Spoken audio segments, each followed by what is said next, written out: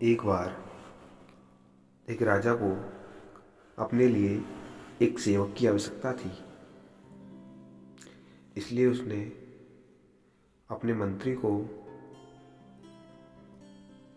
2 दिन में एक योग्य व्यक्ति लाने के लिए कहा।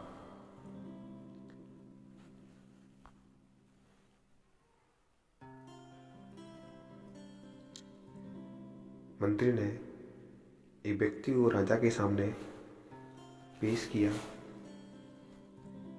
राजा ने उसे अपना सेवक तो बना लिया, पर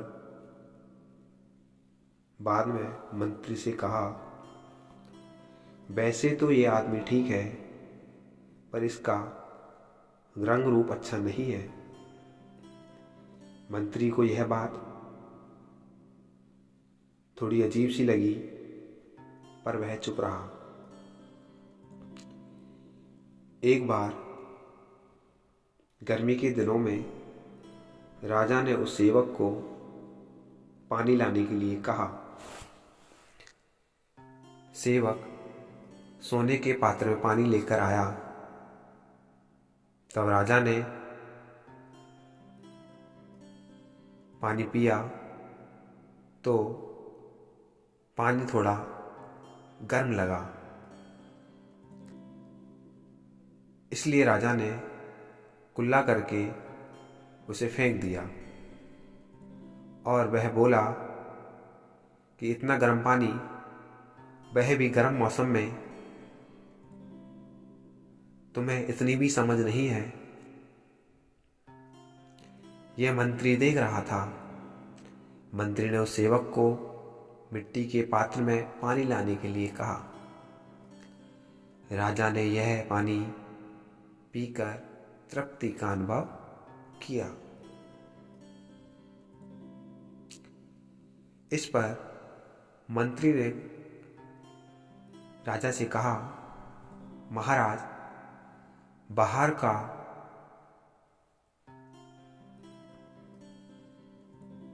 का कोई मूल्य नहीं होता, भीतर का मूल्य होता है। बाहर को नहीं, भीतर को देखें। सोने का पात्र सुंदर, मूल्यवान और अच्छा है, लेकिन शीतलता प्रदान करने का गुण उसमें नहीं है। मिट्टी का पात्र अत्यंत साधारण है, लेकिन उसमें ठंडा बना देने की क्षमता है। कोरे रंग रूप को न देखकर गुणों को देखें। उसी दिन से राजा का नजरिया बदल गया। इस कहानी से हमें शिक्षा मिलती है, सम्मान, प्रतिष्ठा, यश, श्रद्धा पाने का अधिकार चरित्र को मिलता है, चेहरे को नहीं।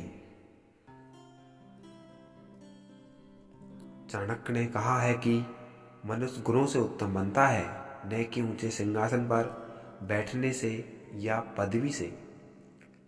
जैसे ऊंचे महल के शिखर पर बैठकर कोवा ही रहता है, गरुड़ नहीं बन जाता, उसी तरह अमिट सौंदर्य निखरता है मन की पवित्रता से। क्योंकि सौंदर्य रंगरूप, नाक नक्श, चाल ढाल, रहन सहन, सोच शैली की प्रस्तुति मात्र नहीं होता है। यह व्यक्ति के मन, विचार, चिंतन और कर्म का आईना है।